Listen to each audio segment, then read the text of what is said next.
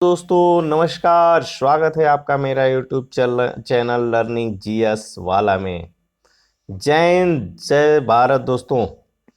दोस्तों आज का session very very VVI important session, विशेष टॉपिक फंडामेंटल राइट्स, मौलिक अधिकार से प्रश्नों को लेकर के आया हूं। दोस्तों यह टॉपिक इतनी महत्वपूर्ण है कि किसी भी एग्जाम में यहां से प्रश्न पूछे ही पूछे जाते हैं। इसलिए आज के सेशन को आप गंभीरता से ध्यान दे करके पढ़िएगा और रिवीजन करके कंप्लीट कर लीजिएगा। जो भी पढ़ाया जाएगा उसमें से प्रत्येक टॉपिक के विषय वस्तु काफी इंपॉर्टेंट होंगे। ओके दोस्तों, तो बिना समय गंवाए चलिए शुरू करते हैं आज के सेशन को। तो आज के सेशन का पहला क्वेश्चन है, भारतीय संविधान में मौलिक अधिकार किस देश से लिया गया है? भाई स्वाभाविक है, हम शुरू से मौलिक अधिकार कहां से आया, किस अनुच्छेद में, कैसे कैसे सब शुरू करेंगे और लास्ट तक जाएंगे। तो भारतीय संविधान में मौलिक अधिकार किस देश से लिया गया है? ब्रिटेन, संयुक्त राज्य अमेरिका, रूस, फ्रांस। वैसे भारतीय संविधान में विदेशी स्रोतों को हमने अच्छे से पढ़ा करके रखा है। मेरा प्लेलिस्ट संविधान का तैयार है और आप उसमें अपने संविधान में लाए गए विदेशी स्रोतों को अच्छे से पढ़ सकते हैं।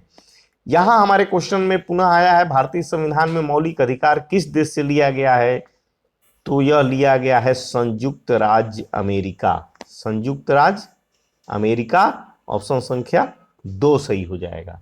ऑप्शन संख्या 2 सही हो जाएगा, संयुक्त राज्य अमेरिका।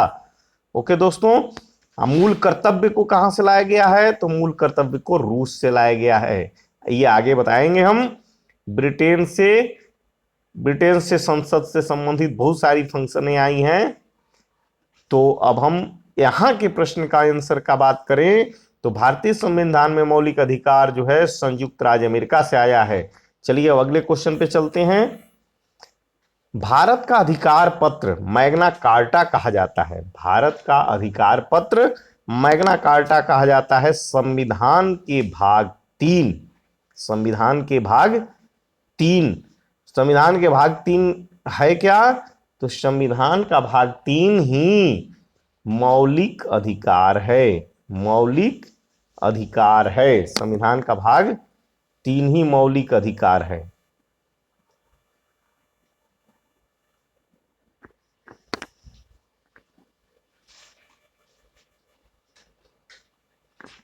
संविधान के भाग 3 को ही हम मौलिक, पेन चल जा यार, मौलिक, अरे यार ये चल ही नहीं रहा है। मौलिक अधिकार, संविधान के भाग 3 को ही हम मौलिक अधिकार, भारत का अधिकार पत्र अर्थात मैग्ना कार्टा कहा जाता है। वीवीआई क्वेश्चन है, इसे आप याद कर लीजिएगा। अब अगले क्वेश्चन पे चलते हैं। संविधान में कुल कितने मौलिक अधिकारों का वर्णन है? तो बात किया जाए संविधान में, तो संविधान में कुल वर्तमान में 6 मौलिक अधिकार हैं। कितने हैं? 6। ऑप्शन संख्या 3 सही हो जाएगा, 6। यदि बात किया जाए तो कुल 6 मौलिक अधिकार हैं। और जो है आपको बताते चले कि बात है ये 1978 की, बात है ये 1978 की। 1978 की जब 44वां संविधान संशोधन हुआ। 1978 में 44वां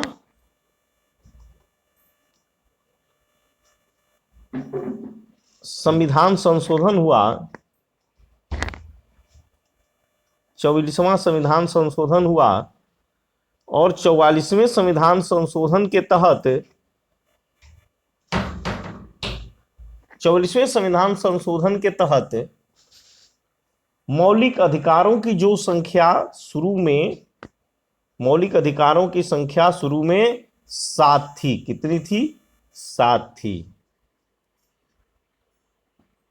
7, मेरा पेन नहीं चल रहा है दोस्तों, 7, तो ये 7वां कौन था?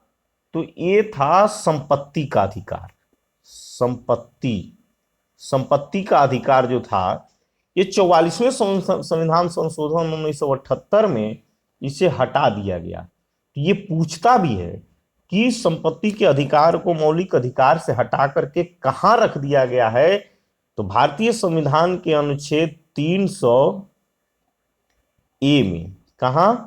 300A में। ध्यान दीजिएगा, 44वें संविधान संशोधन 1978 के द्वारा मौलिक अधिकारों में से संपत्ति के अधिकार को हटाकर 300A में कर दिया गया है। अब यह जो है मौलिक अधिकार न होकर ये पूछता है कि संपत्ति का अधिकार किस प्रकार का अधिकार है?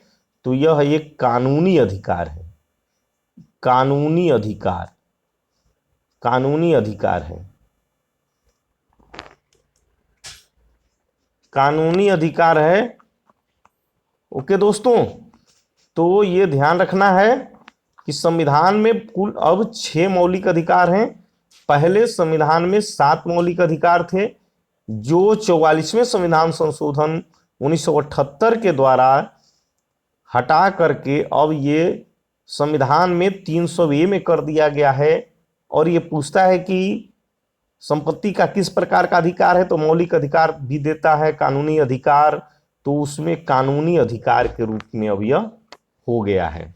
ओके दोस्तों, तो अब आगे चलते हैं अगले क्वेश्चन पे। मौलिक अधिकार। मौलिक अधिकार कितने हैं? अभी हमने बताया 6। तो पहला है समता या समानता अधिकार। समता या समानता का अधिकार, इसका वर्णन कहाँ है? तो अनुच्छेद 14 से 18 में है। तो समता या समानता का अधिकार अनुच्छेद 14 से 18 में है। दूसरा क्या है? तो स्वतंत्रता का अधिकार। दूसरा क्या है? स्वतंत्रता का अधिकार, इसका वर्णन अनुच्छेद 19 से 22 तक में है। तीसरा है शोषण के विरुद्ध अधिकार, तो इसका वर्णन है अनुच्छेद 23 से 24 में। चौथा है धार्मिक स्वतंत्रता का अधिकार, इसका वर्णन है अनुच्छेद 25 से 28 में। पांचवा है संस्कृति और शिक्षा संबंधी अधिकार, और इसका वर्णन है अनुच्छेद 29 से 30 तक। छठवां है संवैधानिक उपचारों का अधिकार, और यह है अनुच्छेद 32 में। अनुच्छेद 32 में। तो इस प्रकार से हमारे ये 6 प्रकार के मौलिक अधिकार दिए गए हैं। समता का अधिकार, स्वतंत्रता का अधिकार, शोषण के विरुद्ध अधिकार, धार्मिक स्वतंत्रता का अधिकार, संस्कृति और शिक्षा संबंधी अधिकार, संवैधानिक उपचारों का अधिकार। और जो 7वां अभी हमने बताया 44वां संविधान संशोधन 1978 के द्वारा अभी से जो है 300A में कर दिया है, और यह कानूनी अधिकार के रूप में हो गया है। ओके दोस्तों, अब अगले चलते हैं क्वेश्चन पे। सर्वप्रथम कांग्रेस के किस अधिवेशन में मौलिक अधिकारों की मांग की गई थी? जब हम अंग्रेजों के अधीन थे तो उस समय कांग्रेस ने अपने मौलिक अधिकारों की बात की थी, तो किस अधिवेशन में की थी? तो कराची का अधिवेशन 1931 में हुआ था। कराची का अधिवेशन 1931 में हुआ था, जिसके अध्यक्षता कौन कर रहे थे? तो कर रहे थे सरदार वल्लभ भाई पटेल कर रहे थे। सरदार वल्लभ भाई पटेल कर रहे थे, और इन्हीं की अध्यक्षता में कराची अधिवेशन 1931 में सबसे पहले मौलिक अधिकारों की मांग की गई थी। तो अध्यक्षता कौन कर रहे थे? सरदार वल्लभ भाई पटेल। और मांग कब की गई थी सर्वप्रथम? तो कराची अधिवेशन 1931 में। ओके दोस्तों, अब अगले क्वेश्चन पे चलते हैं। संविधान के किस अनुच्छेद में समता या समानता का अधिकार प्राप्त है? समता या समानता। ओके दोस्तों, तो समता या समानता का अधिकार कहाँ है? आप जानते भी होंगे, इसको आप बता सकते हैं अच्छे तरीके से। तो यह बात की गई है अनुच्छेद 14 में। अनुच्छेद 14 ऑप्शन संख्या 2। अनुच्छेद 14 जो है, समता माने क्या? तो समता का अर्थ हुआ भाई, संविधान किसकी बात करता है? तो विधि की बात करता है। तो विधि के समक्ष समता, विधि के समक्ष समता, विधि के समक्ष समता। तो विधि के समक्ष समता अर्थात इसका अर्थ यह है कि राज्य सभी व्यक्तियों के लिए एक समान कानून बनाएगा तथा एक समान लागू करेगा। ये नहीं कि किसी छोटे आदमी के लिए अलग कानून, नौकरी करने वाले के लिए अलग कानून, जो लोकतंत्र की अवधारणा है चुनाव लड़ने और जीतने वाले विधायक, सांसद, मंत्री, उनकी अलग कानून नहीं। विधि के समक्ष सब समान हैं और विधि के समक्ष सभी को कानून बराबर बराबर मात्रा में बराबर बराबर लागू होगा। ये नहीं कि किसी को कम दंड दिया जाए हत्या करने पर, किसी को ज्यादा दंड दिया जाए। ओके दोस्तों, तो संविधान के अनुच्छेद 14 जो है समता या समानता की बात करता है। ओके दोस्तों, तो अब अगले क्वेश्चन पे चलते हैं। संविधान के किस अनुच्छेद में धर्म, नस्ल, जाति, लिंग या जन्म स्थान के आधार पर भेदभाव निषेध किया गया है? धर्म के आधार पर आप जो है भेदभाव नहीं कर सकते हैं, नस्ल जाति के नाम पे नहीं कर सकते हैं, लिंग के नाम पर कि स्त्रीलिंग पुल्लिंग या जो है मास्कुलिन इसके पर आप कर सकते हैं। आप जो है किसी भी प्रकार का भेदभाव नहीं कर सकते हैं। यह अनुच्छेद 15 में है, अनुच्छेद 15। ऑप्शन संख्या देखिए 1 हो गया है, अनुच्छेद 15। तो संविधान के अनुच्छेद 15 में राज्य के द्वारा कोई भी व्यक्ति अपने धर्म के आधार पर, नस्ल जाति के आधार पर राज्य भेदभाव नहीं करेगा। सभी को समान जो है अधिकार और उसके जीवन के किसी भी क्षेत्र में समान अवसर प्रदान करेगा। यह अनुच्छेद 15 बात करता है। अब अगले क्वेश्चन पे चलते हैं। संविधान के किस अनुच्छेद में लोक नियोजन के विषय में अवसर की समानता है? लोक नियोजन, तो लोक नियोजन के विषय में अवसर की समानता की बात अनुच्छेद 16 करता है। ऑप्शन संख्या 3। राज्य जो है किसी भी भारत के निवासियों को, नागरिकों को यह नहीं कहता है कि आप जो है अवसर में असमान है, सभी को समान अवसर देता है। यदि रेलवे का फॉर्म आया है तो सभी वर्ग भरते हैं, ये नहीं कि ये भरेंगे ये नहीं भरेंगे। अलग बात है कि अलग अलग आरक्षण की बात की गई है। तो चलिए बता देते हैं, कभी कभी क्वेश्चन यहाँ से पूछ लिया जाता है कि एक जो है काका कालेलकर समिति थी, काका कालेलकर, यह बनी थी काका कालेलकर,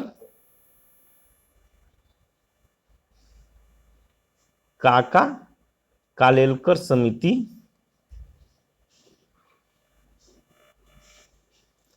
पेन नहीं चल रहा है दोस्तों अच्छे से। काका कालेलकर समिति हम बोल देते हैं, ध्यान में रख के नोट कर सकते हैं आप लोग। काका कालेलकर समिति यह बनी थी आपको 1953 में। काका कालेलकर समिति आरक्षण के विषय में जो है बनाया गया था, लेकिन काका कालेलकर समिति लागू नहीं हुई। इसके बाद में 1978 में मंडल आयोग का गठन किया गया। कब? 1978 में। 1978 में मंडल आयोग का गठन किया गया और इसी मंडल आयोग में भारतीय संविधान के अनुच्छेद, इसके पहले जो हम क्वेश्चन पढ़ाए गए हैं उसमें भी 15(4) में आरक्षण की व्यवस्था की गई। वह किस आधार पर की गई? तो पिछड़ा वर्ग, अनुसूचित जाति, अनुसूचित जनजाति के उन्नति के लिए, पिछड़ा वर्ग, अनुसूचित जाति, अनुसूचित जनजाति की उन्नति के लिए 15(4) में और यहाँ 16(4) में आरक्षण की बात की गई, क्योंकि वहां जो है आप 15(4) में इनकी उन्नति के लिए और यहाँ जो है लोक नियोजन में अवसर की समानता के जगह पर इनको जो है आरक्षण का प्रावधान प्रदान किया गया। तो किसके गठन पर? तो मंडल आयोग 1978, और इससे पहले एक समिति बनाई गई थी 1953 में, काका कालेलकर समिति। ओके दोस्तों, तो आरक्षण का प्रावधान पिछड़ा वर्ग, अनुसूचित जाति, जनजाति को कहां से प्राप्त होता है? तो अनुच्छेद 15(4) के तहत। और अनुच्छेद 16(4) के तहत। और अब जो है सामान्य वर्ग को भी 15(6) और 16(6) को जोड़ करके इन्हें भी 10% आरक्षण की व्यवस्था कर दी गई है। ओके दोस्तों, अब अगले क्वेश्चन पे चलते हैं। संविधान के किस अनुच्छेद से अस्पृश्यता का अंत कर दिया गया है? अस्पृश्यता, तो अनुच्छेद 17 जो है अस्पृश्यता का अंत करता है। ऑप्शन संख्या 3 सही हो जाएगा। ये वीवीआई क्वेश्चन है और लगभग इस सभी को याद भी होता है। तो अस्पृश्यता जो है एक दंडनीय अपराध भी है। यदि आप करते हैं तो आपको दंडनीय अपराध से दंडित किया जाएगा। और संविधान का अनुच्छेद 17 भी अस्पृश्यता के अंत का व्याप्त करता है। ओके दोस्तों, अब अगले क्वेश्चन पे चलते हैं। संविधान के किस अनुच्छेद में उपाधियों का अंत है? भारत में कोई विशेष उपाधि नहीं धारण करेगा। सेना या विद्या संबंधी छोड़ करके सेना में उपाधि दी जाती है और विद्या में भी उपाधि दी जाती है। इसके अलावा भारत के राष्ट्रपति के स्वीकृति के बिना कोई भी उपाधि नहीं दी जाती है, ना वो स्वीकार करते। यहाँ तक कि विदेश से भी राष्ट्रपति की स्वीकृति मिलनी चाहिए। तो यह जो है उपाधियों का अंत अनुच्छेद 18 से होता है। ऑप्शन संख्या 2 सही हो जाएगा। ओके दोस्तों, तो नागरिक को कैसे यदि उपाधि अन्य देश से प्राप्त करना है तो किसकी अनुमति से? तो राष्ट्रपति की अनुमति से। ओके दोस्तों, चलिए अब अगले क्वेश्चन पे चलते हैं। भारतीय संविधान में कितने प्रकार की स्वतंत्रता का उल्लेख है? तो भारतीय संविधान में कितने प्रकार की स्वतंत्रता का उल्लेख है? तो 6 प्रकार की स्वतंत्रता का उल्लेख है। ऑप्शन संख्या 2 सही हो जाएगा। 6 प्रकार की स्वतंत्रता का उल्लेख है। तो कौन कौन सी स्वतंत्रता का अधिकार आपको दिया गया है? 6 तरह की स्वतंत्रता का अधिकार यहां वर्णन किया गया है। अनुच्छेद 19 से पहला स्वतंत्रता का अधिकार है और यह है बोलने की स्वतंत्रता। दूसरा अधिकार कौन सा है? तो अनुच्छेद 19(b) है, शांतिपूर्वक बिना हथियार के एकत्रित होने और सभा करने की स्वतंत्रता। तीसरा अधिकार है अनुच्छेद 19(c), संघ बनाने की स्वतंत्रता। चौथा है 19(d), देश के किसी भी क्षेत्र में आवागमन की स्वतंत्रता। पांचवा है अनुच्छेद 19(c), देश के किसी भी क्षेत्र में निवास करने और बसने की स्वतंत्रता। और छठवां है अनुच्छेद 19(g), कोई भी व्यापार एवं जीविका चलाने की स्वतंत्रता। आप कहीं भी व्यापार, तो इसको सीक्वेंस में इस तरह से आप याद कर सकते हैं। भाई कोई भी व्यक्ति पहले क्या करता है? तो वह बोलता है, और बोलने के बाद क्या करता है कि शांतिपूर्वक वह बोलेगा। कहाँ? वह बोलेगा कहाँ? तो जहां शांतिपूर्वक व्यक्ति सुनने वाले हो। कोई भी व्यक्ति कहाँ बोलता है? तो पहले बोलता है, तो बोलता है तो कहाँ बोलता है? तो बी में हो जाएगा शांतिपूर्वक जहां व्यक्ति इकट्ठा होता है। तो शांतिपूर्वक कैसे इकट्ठा होगा? तो भाई संघ होगा एक, इस संघ के माध्यम से बोलेगा। कहाँ? जहां शांति होगी। और वहां शांति कहाँ बोलने के लिए होगी? वह संघ होगा एक। और संघ के लिए भाई वह संघ बना के क्या करेगा? संघ बना करके कहीं बोलने के लिए कहीं जाना पड़ेगा, आवागमन करेगा। तो इस तरह से सीक्वेंस में आवागमन करेगा। और वहां यदि गया है, अच्छा लग गया, तो वहां वह निवास कर जाएगा। और निवास करेगा तो स्वाभाविक है कि उसको भाई पेट भरना है। तो पेट भरने के लिए वह व्यापार एवं जीविका का काम करेगा, निश्चित रूप से करेगा। व्यापार एवं जीविका चलाने की स्वतंत्रता, बनाने की स्वतंत्रता होगी। तो इस प्रकार से आप सीक्वेंस में भी कि पहले तो कोई व्यक्ति बोलता है, भाई बोलेगा नहीं तो कोई काम शुरू ही नहीं होगा। तो बोलने से शुरुआत करेगा। बोलेगा कहाँ? जहाँ शांति कोई सुने। शांति सुनेगा तो वह कहाँ होगा? एक संघ होगा। तो संघ बना करके भाई वह बोलेगा, तो ये कोई सभा होगी, तभी वह 220-50 आदमी होंगे। फिर वहां से वो आवागमन करना शुरू करता है। आवागमन करेगा, वहां गया, अच्छा लगा तो निवास कर गया, और निवास करेगा तो भाई पेट है तो वहां व्यापार एवं जीविका चलाएगा। इस तरह सीक्वेंस में आप इस तरह से याद कर सकते हैं, जैसे हम बताए हैं। एक ट्रिक है, आपको पढ़ाने के समय में याद आ गया अपने आप, और हम बता दिए हैं, ध्यान दे करके आप याद कर सकते हैं। चलिए अगले क्वेश्चन पे चलते हैं। प्रेस की स्वतंत्रता, काफी वीवीआई क्वेश्चन। प्रेस की स्वतंत्रता का वर्णन किस अनुच्छेद में? तो प्रेस की स्वतंत्रता का वर्णन अनुच्छेद 19(a) में है। अनुच्छेद 19(a), आप ये वीवीआई क्वेश्चन है। प्रेस की स्वतंत्रता का वर्णन 19(a) में है। ओके दोस्तों, तो इस प्रकार से ये हमारे जो है 6 तरह की स्वतंत्रता, और इसी में 6 तरह की जो स्वतंत्रता का अधिकार भी बात किया गया है 19A, उसी 19A में हमें अभिव्यक्ति या प्रेस की अभिव्यक्ति बोलने की स्वतंत्रता भी है, और उसी में हमें प्रेस की स्वतंत्रता का भी अधिकार दिया गया है। ओके दोस्तों, अब अगले क्वेश्चन पे चलते हैं। अपराधों के लिए दुष्सिद्धि के संबंध में संरक्षण का अधिकार है। यदि आप कोई अपराध करते हैं तो आपकी दुष्सिद्धि के संबंध में संरक्षण है कि भाई आपको जो है किसी भी व्यक्ति को एक अपराध के लिए सिर्फ एक बार ही सजा मिलेगी। ये नहीं कि अपराध एक बार कर दिए और 10-20 बार जो है 2-4 बार आपको सजा मिल रही है, नहीं। किसी भी अपराध के लिए आपको, अपराध कोई किए हैं तो उस अपराध के लिए एक ही बार सजा मिलेगी। अच्छा, दूसरी चीज क्या है, अपराध करने के समय जो कानून था, मान लीजिए कि आज आपने अपराध कर दिया, जैसे आपने किसी को मार दिया और मारने के लिए सजाए है 2 साल मान लीजिए, और कल जो है संविधान में संशोधन करके मारने की सजा जो है कर दिया गया 4 साल, तो ये नहीं कि आप पर अब जो है कल वाला लागू होगा, नहीं। अपराध करने के समय में जो कानून में सजा का प्रावधान है वहीं आपको वो सजा मिलेगी, ये नहीं कि बाद में लागू हो गया वो आपको नहीं। तो ये तो पहला हो गया कि एक अपराध के लिए एक बार सजा मिलेगी, और अपराध करने के समय में जो कानून के तहत सजा होती है वही मिलती है। और तीसरा, किसी भी व्यक्ति को स्वयं के विरुद्ध गवाही, जैसे कि आपने कोई अपराध किया है तो आपको खुद जो है गवाही नहीं देने के लिए दबाव बनाया जाएगा कि आप कहिए कि हमने मारा है। आप अपना बचाव कर सकते हैं, मारने के बाद भी बचाव कर सकते हैं, ये नहीं कहा जा सकता कि आप कहिए कि हमने मारा है।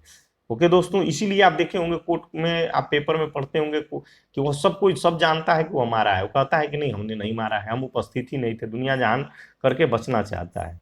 तो इस तरह से अपराधों के लिए दुष्सिद्धि के संबंध में संरक्षण का अधिकार दिया गया है, और यह है अनुच्छेद 20। ऑप्शन संख्या 2 सही हो जाएगा, अनुच्छेद 20। ओके दोस्तों, अब अगले क्वेश्चन पे चलते हैं।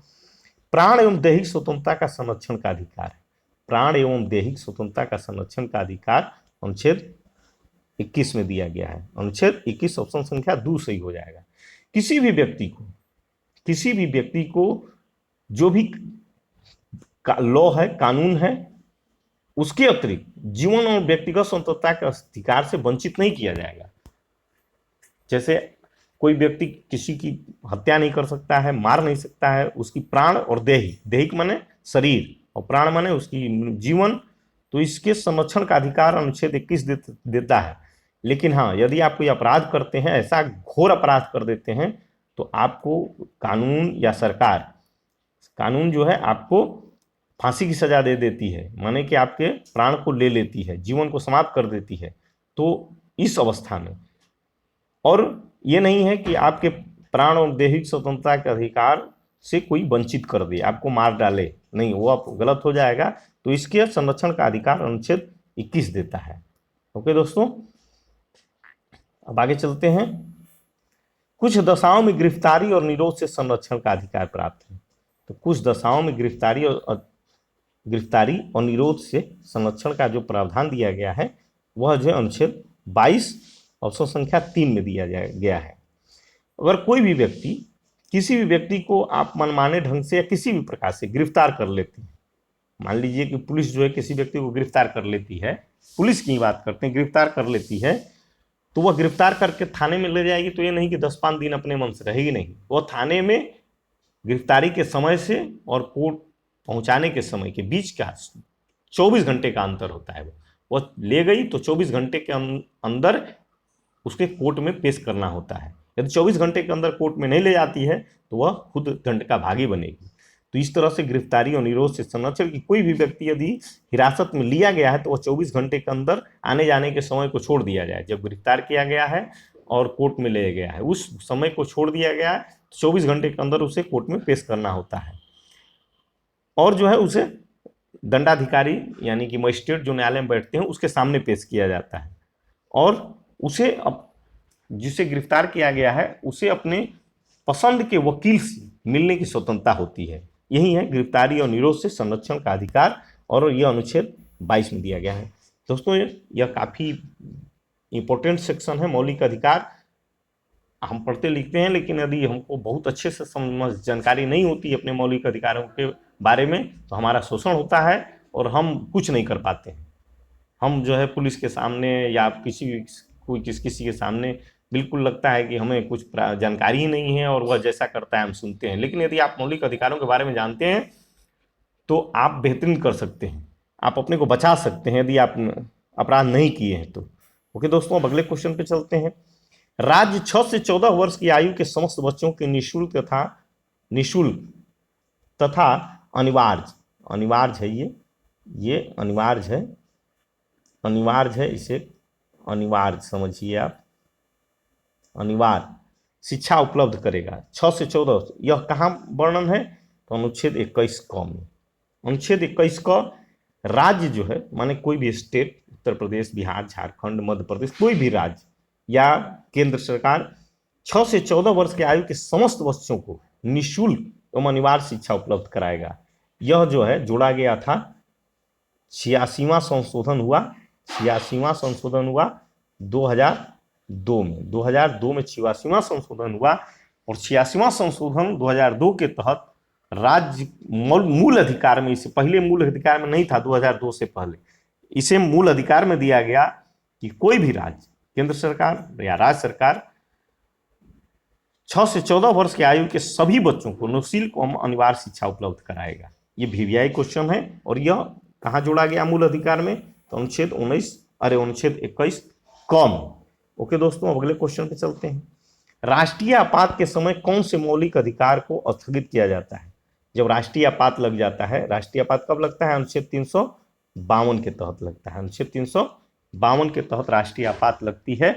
तो उस समय जो हमारे फंडामेंटल राइट्स, मौलिक अधिकार हैं, उसमें से एक को स्थगित कर दिया है, माने सभी को स्थगित कर दिया जाता है और एक को छोड़ दिया जाता है। वह होता है जीवन एवं व्यक्तिगत स्वतंत्रता। भाई जीवन एवं व्यक्तिगत, राष्ट्रीय आपात के समय कौन से मौलिक अधिकार को स्थगित नहीं, यहां होगा नहीं, देखिए छूट गया है, नहीं किया जा सकता है। तो जीवन एवं व्यक्तिगत स्वतंत्रता का अधिकार, तो जीवन एवं व्यक्तिगत स्वतंत्रता, भाई आपके जीवन के अधिकार से और व्यक्तिगत स्वतंत्रता के अधिकार से वंचित नहीं किया जा सकता। आप संघ नहीं बना सकते हैं, चलिए स्कूल बंद कर दिया जाएगा, आप जो मन मना आएगा बोल नहीं सकते हैं। सभी तरह के अधिकारों को डिस्पोज कर दिया जाता है, आपसे छीन लिया जाता है। लेकिन सिर्फ राष्ट्रीय आपात अनुच्छेद 352 के समय जीवन एवं व्यक्तिगत स्वतंत्रता के अधिकार को नहीं जो है केंद्र सरकार या राज्य सरकार छीनती है। यह आपके पास आपके जीवन पर्यंत हमेशा आपके साथ रहता है। बाकी राष्ट्रीय आपात 352 के समय आपके सभी अधिकार, मौलिक अधिकारों को, फंडामेंटल राइट्स को सीज कर लिया जाता है।